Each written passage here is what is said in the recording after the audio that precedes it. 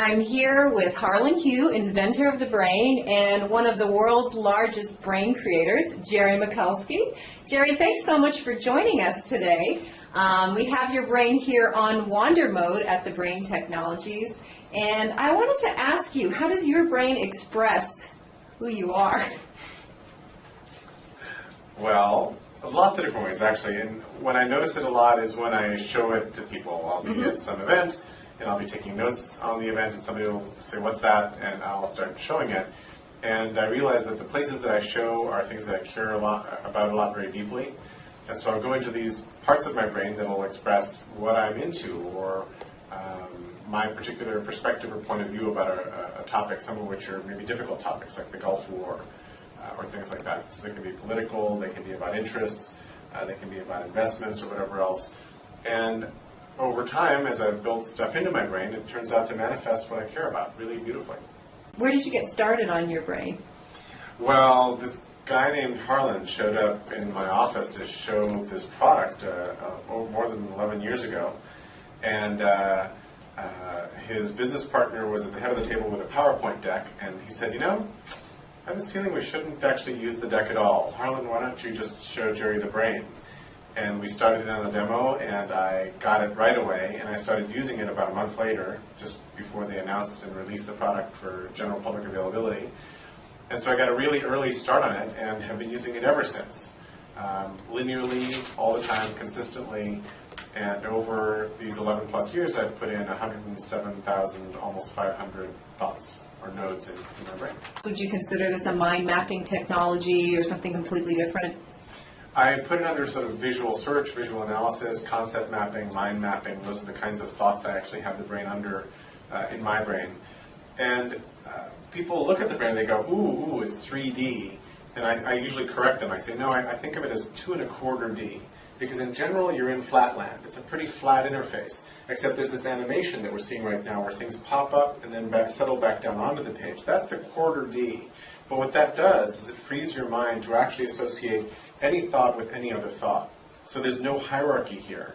And the problem with the 2D products that are basically page-oriented is that once you get to the right edge of the page, you can't actually connect up the things that are on the left edge of the page. And nothing else is moving into the center and becoming the hub of activity. So there's this enormous difference from this not being hierarchical, from it allowing that extra little space of motion. And I've seen a couple of experimental, really 3D, fly through the data kind of applications, and they're mostly miserable because you can't easily, accurately, and quickly fly through information. It's not a good navigational metaphor, and yet here, we can actually jump to things very directly, and you can navigate through a whole bunch of information very quickly in this strange 2¼ D world.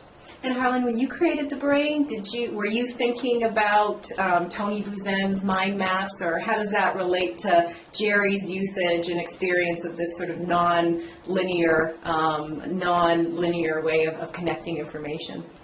Well, when I first started working on the brain, part of the sort of core premise was that we needed a way to connect information associatively rather than hierarchically.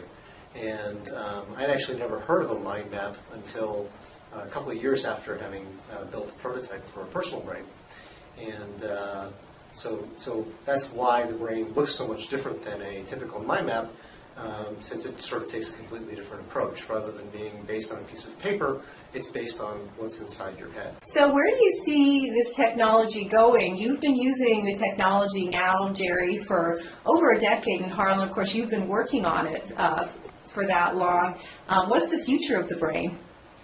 Well, I think it's funny. A long time ago, at least 5 years ago, more like 7, 8, 9 years ago, but after I'd been using the brain for a while, I was on a genealogy site, myancestry.com or myfamily.com, I don't remember which one, and I was entering some stuff about my family, and then I read up on what does it mean to enter some genealogical information, and it turns out that if you have a couple of pieces of information, you sort of certify or you validate that this is a real individual and that it's a unique individual, so birth record, death record, whatever. And then it dawned on me that someday, as I expanded my little very tiny family tree, I would click into somebody who already existed in this database, who was already validated, and I would suddenly be connected to the sort of the tree of mankind. And that was a big aha. I sat there and I went, ooh, that would feel really interesting. That would feel very connective.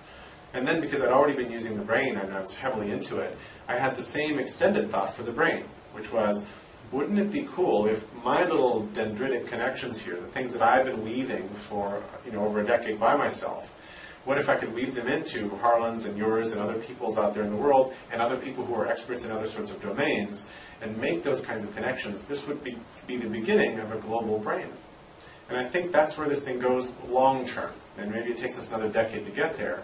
But I think, in fact, when I give speeches without talking about the brain at all, I talk about how what's happening today is that we're weaving a global brain. When I friend somebody on Facebook, that seems like a little trivial act, but I've just created a little connection between us. And when I do something, that'll show up in your mini feed. And when you do something, it'll show up in mine. And when I tweet something and a couple thousand people hear that thing that I tweeted, those couple people saw me out of the periphery of their vision. And they might or might not remember me, but that's a very thin little neural connection in this new global brain. So the brain, the product, allows for this kind of playing with information in that way, in a very natural, fluid form. So I think it's a really important aspect, a really important element of weaving this new global brain. And Harlan, are you, without giving away anything too confidential, can you let us know, are you in agreement with Jerry's vision? Where do you see the technology going? Will Jerry be working on his global brain in the future? As the name of the current product implies, PersonalBrain, the current product is focused on an individual and how one person can work in their sort of digital space. But obviously, that's not the only possibility with this technology. One of the things that we see happening as we move forward here, just as Jerry described, is basically the blurring of the line between what's personal and what's shared, and really the intermingling of those two spaces to the point where that line doesn't really exist so much as it's a continuum, and your brain starts to develop into the global brain, as Jerry said. Interesting. Now let's go back to today. What kind of user, other than somebody with over 100,000 thoughts in their brain, would use the brain? What kind of people are using the technology? Harlan and Jerry, who do you think this technology best suits? Mm-hmm. If I can take a crack at that first, maybe. I think there are a few very, very different kinds of people for whom the brain is very attractive. One of them is visual thinkers, people who see things as concepts, people who normally, habitually, would take out a sheet of paper and draw a little bubble diagram and make lists for themselves, who've tried a lot of these concept mapping tools. So they're the obvious natural audience. But there's also people who think that their history, that their breadcrumbs in cyberspace are actually important. And they may not be very visual at all. But they may not sort of notice so much that they see interesting websites, they go through the world, they annotate, they remember, but they have no place to actually bank and put these things into a broader context. And I think those people who value what they've found and want to make it make much more sense would be really wonderfully attracted to the brain as well. And so, in some sense, if you try to take care of your bookmarks in your browser now and then, and you find that really frustrating, this is a really great alternative to that. Basically, in my vision for how the product was originally conceived, the idea was that everyone would use the brain, of course. But of course, some people are more suited to the technology in the way they think, in the way they work. Basically, the core idea behind the product when we started was to be able to say, let's create a workspace that can more closely match the way people think on their computer. And so to that end, we're always trying to make something that can work for everyone, of course.